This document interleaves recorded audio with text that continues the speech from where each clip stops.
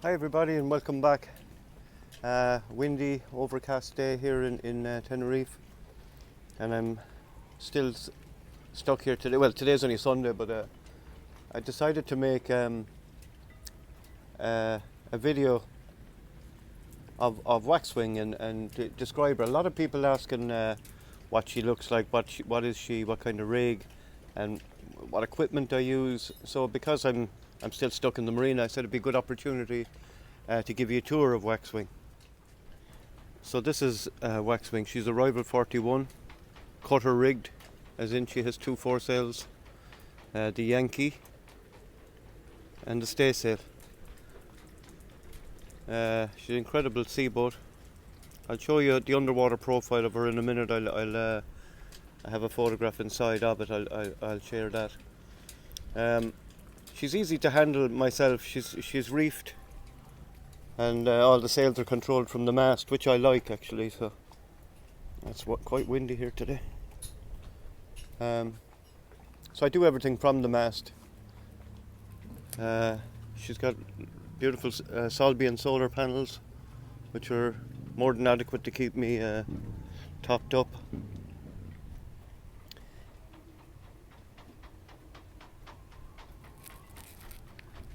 I have the wind jenny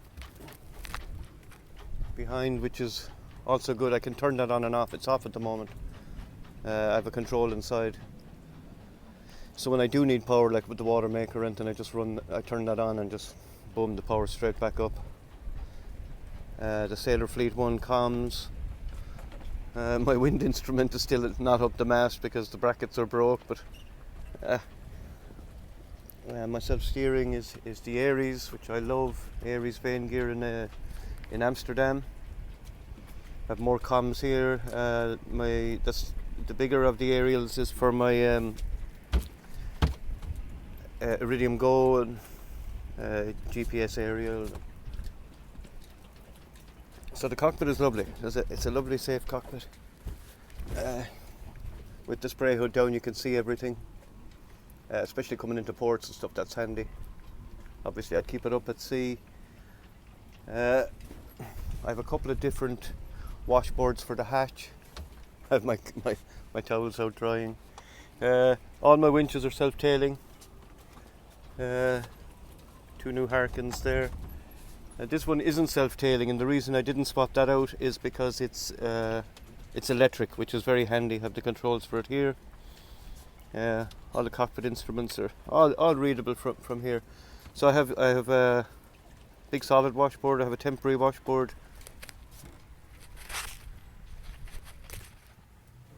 I've just come down the companionway from the cockpit, which leads me into I suppose you'd call it the aft cabin. I have a lot of storage here, my grab bag, all my tools. More storage. That was originally a quarter berth in here. I have a big heavy polycarbon washboard for extreme weather, and I can still see out at the top. Then I have my EPIRB, which is not in the right place now, but anyway. I hang my life jackets, and this is where I sleep. At the foot of the bed I have my iPad where I can see all the AIS targets, so when I wake up after setting my alarm clock, I can check what's around me. I also have a port there that lets me look out into the cockpit. There's an alarm now, actually. That's what I'd hear. I also have a very loud I have that bulkhead removed as well, so I can actually see from where I sleep. I can see the chart table, I can see everything.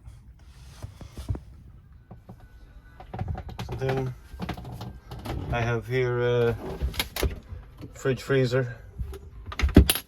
I don't have it turned on to a freezer now, I just have it cool enough that it's about, I don't know, 5 or 6 degrees. Then it's into the main cabin, nav station, where everything happens. That's my Fleet 1 system there.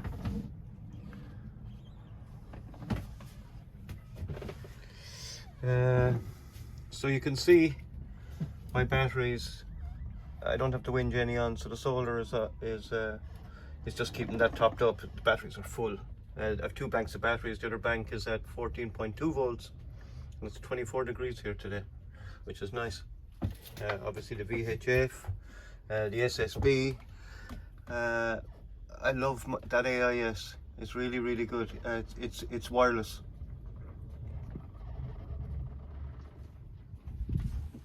So as I said, everything happens here. I can control nearly everything from here as well. So as I was saying, my AIS is wireless. So that means it's like a hotspot. So it beams onto my Navionics. It's plugged into my chart plotter. So I can download my weather here. Just keep an eye on everything. I can actually control the auto helm once it's on outside, so I can adjust course here, which is very handy. It's just a lovely working space. All my charts, my paper charts are in here. Actually, I have more of them over there. I've gone through them. But so everything happens at the chart table. I actually built that seat before I left. It's an old office chair that I turned into. It's just very comfortable to sit there, and you can weight yourself in when you're at sea with pillows. I put the support for my feet as well. And you're into the main salon. So I put these handles up each side. I had them made before I left, which give great support. So no matter where you are in the boat at sea, you always have something to hold on to or lean against. I have here, everywhere you can go like a monkey, which is important at sea. So there's years of thought and design gone into the boat. I mean, she's already had 2 circumnavigations. So the previous owners would have changed stuff. I changed a lot of stuff myself as well. I added simple things. I added these because I always have to remind myself to drink water. So if I can see it, I'll drink it. So I leave that there all the time. So when I'm passing, I'll always have a drink of water. The sink is quite deep, which is always good on a boat. So the galley is lovely. As I say, it's been well designed. I bought an electric kettle because I'm on shore power. So it's a gimbal cooker for at sea, so everything, you know. A nice deep sink, draining board, loads of storage. Waxwing, one thing Waxwing has is loads of storage. The bed, you could nearly snack from the bed if you wanted. More storage all up along. Everything's accessible, you know, which is nice. A lot of storage under the sink, storage here. Simple things that make life easy on board. No comprende.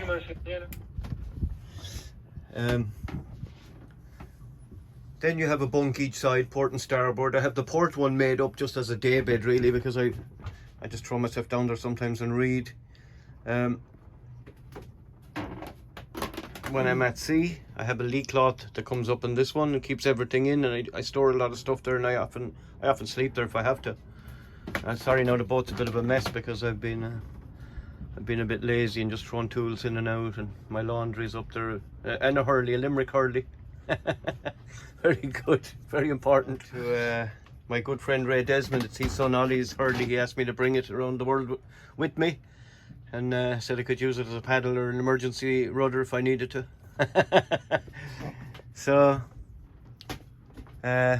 all LED lights throughout. I have for every solar panel I have a charge controller, which was recommended by Solbian, so that when solar panels are in the shade, the good ones are still giving power. Huge storage in here. All my freeze-dried foods in there. A year's supply, actually, believe it or not, in there. And under both bunks, there's huge stores of food. I have a year's food on board. then that'll be like my day store. Whatever I want is in there, and maybe once or twice a week I dig out what I need from under the bunks. She's got great ventilation. Sounds like I'm trying to sell it, doesn't it? I'm definitely not. I've covers for all the ports in case of emergency. That's two of them up in the front actually that I'm using to keep stuff up in the bow. Steve Morris and Kilrush in the boatyard, the boat builder, made them for me. And actually, before I forget, that there that I have just screwed onto the side of the fridge. That's a cover that covers the outside of that deck hatch, the mid hatch. Not a lot of boats have those. It was kind of a design of the time, the 70s and 80s. So thanks, Steve, for making the port covers for me. The whole bow section is a V-berth, but it's just storage. My sails, that's my my Hank-on sail for the foresail. My trysail and storm jibs are all within reach. They're handy. My boots, my wet gear, more food in the barrel storage. My Musto sailing gear, the boots, the Dubarry boots, everything. Drills, tools, dinghies. And then you have the head itself, which is quite functional, and I love the Lavacs. They're just vacuum pumped. This also works as a bilge pump when you turn the Y valve down at the bottom. I have the shower taken out for the journey. Was up there on this pole. Again, I'm like a floating chemist. I have enough bandages and medicine to last a lifetime, but better have it than not have it. So she will. She's a beautiful boat. I'm always telling you how much I love Waxwing. She's just a magnificent boat. Then this deck hatch is just fantastic for at sea. If you're just pop your head up and have a quick look about and see what's happening.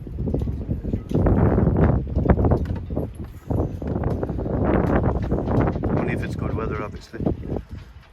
So it's kind of wintry still here, and a lot of strong winds. So it got so windy over the weekend actually that today's Sunday, the regatta was cancelled. I got a text message this morning, but anyway, sure, look, plenty to be doing. And oh, Steve Morris gave me this lamp as well, the guy that made the timber parts for me. It's beautiful. I love lighting this. I don't need to now because it's I'm on shore power, but I like that at night a lot. And another friend of mine, Gary McMahon, gave me this before I left, which is I'll bring it back, Gary, don't worry. That's lovely. That's a famous lamp that came off the Conor O'Brien's boat, the Saoirse, a famous Irishman and sailor. So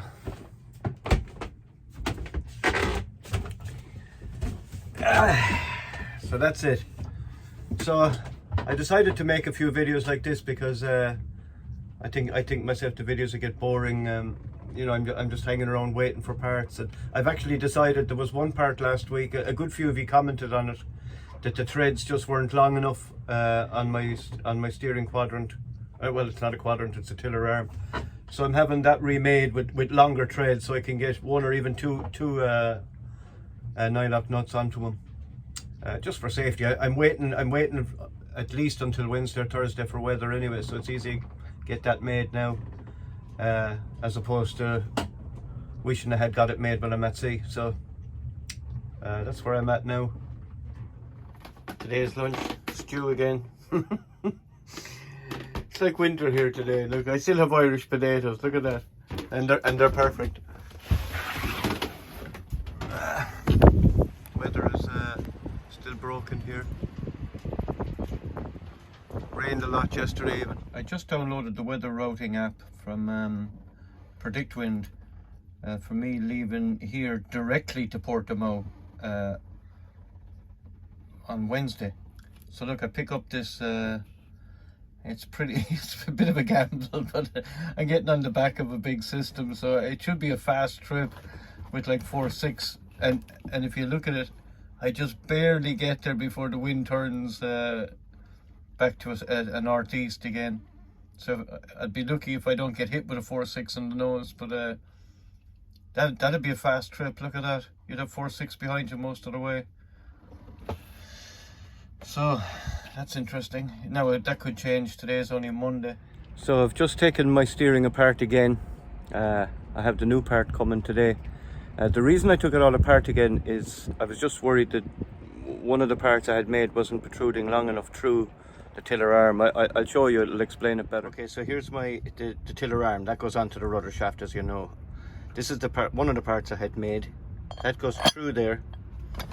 And then the ball joint would go on top of that. That's the old one now. And onto the linkage to the steering wheel to steer the boat. That, in my opinion, and a lot of you spotted it as well, didn't have enough tread coming through, so as that the nut was, you know, sorry. So I'm having that part remade with a longer thread, so I can put on a nut, or possibly two if I wanted to, on washers. And now is the time. I was waiting on the weather anyway. So if that part comes back today, which it's promised, I'll be leaving here at about 6 a.m. in the morning, and I don't think I'll stop in Madeira. I think I got a good I have a calm period actually between here and Madeira, and then I pick up a good wind, as you saw on Predict Wind, and I'll push on. I'm not going to stop in Madeira at all if I don't have to. I was only stopping there waiting for weather, so I got to go up to do a few jobs today now and buy a bit of food, and hopefully Alexi comes with the new part and I get out of here. Exciting, finally. So 9:30 Tuesday evening, the part finally came, which is fantastic. They machined a new one and just made that longer, so I can put one or even two and washers on it. So I'm just going to fit that now and be ready to leave early in the morning.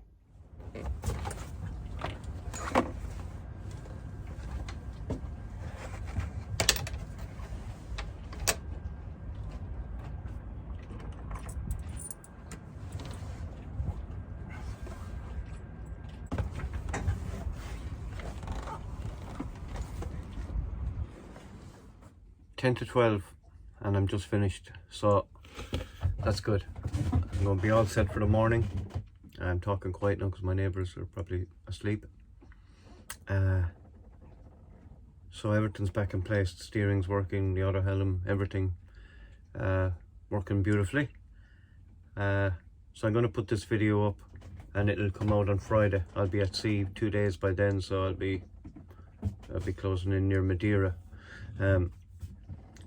And then I'll continue to make another video that I'll upload, please God, in Portimao. So that's it for now from Waxwing. Thank you for watching, for liking and subscribing, and my live tracker will be up and running as of tomorrow morning.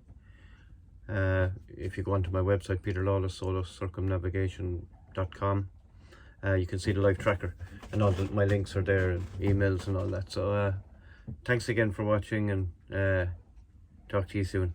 Night night from Waxwing.